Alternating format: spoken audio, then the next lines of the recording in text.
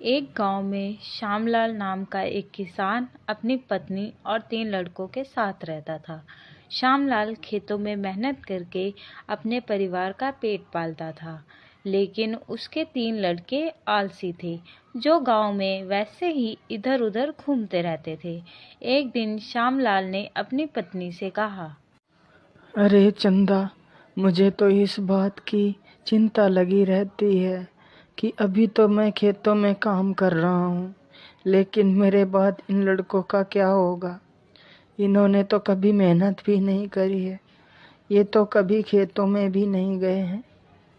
आप चिंता मत कीजिए, ये भी धीरे धीरे काम करने लगेंगे। समय बीतता गया और श्यामलाल के लड़के कोई काम नहीं करते थे। एक बार श्यामलाल बहुत बीमार पड़ गया और वह काफी दिनों तक बीमार ही रहा। उसने अपनी पत्नी से कहा, अरे चंदा, जरा तीनों लड़कों को बुला कर ले आओ, मुझे उनसे कुछ जरूरी बात करनी है।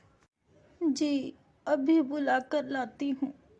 फिर चंदा तीनों लड़कों को बुलाती है। अरे सुनो बेटा, तुम्हारे पिताजी तुम्हें बुला रहे हैं।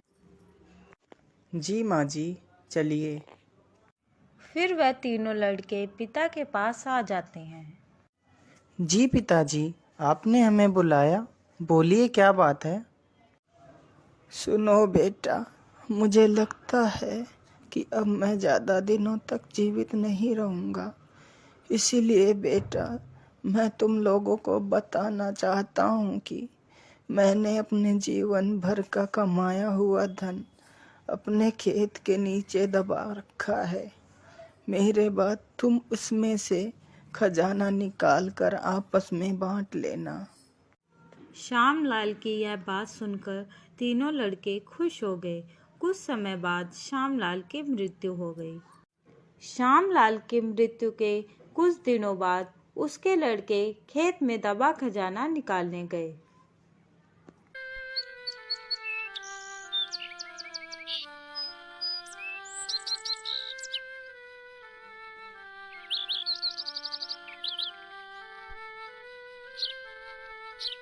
उन्होंने सुबह से लेकर शाम तक सारा खेत खोद डाला, लेकिन उनको कोई भी खजाना नजर नहीं आया।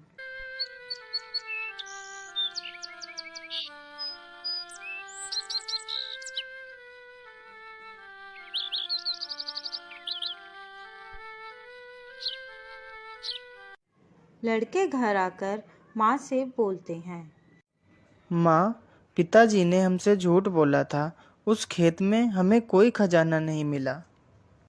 तुम्हारे पिताजी ने जीवन में यही घर और खेत ही कमाया है, लेकिन अब तुमने खेत खोद ही दिया है, तो उसमें बीज भी बो दो।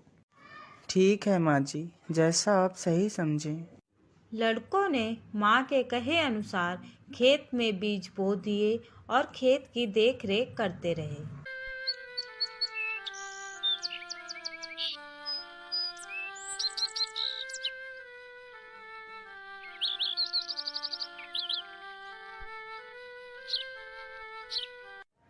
कुछ समय बाद उनके खेत में बहुत अच्छी फसल तैयार हुई।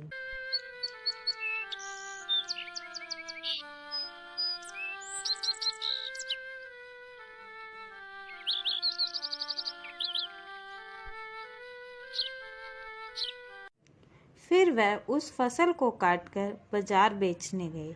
फसल बेचकर उन्हें बहुत अच्छा मुनाफा हुआ, जिसे लेकर वह अपनी माँ के पास पहुँचे। ये लो माँ, ये पैसा हमने फसल बेचकर कमाया है।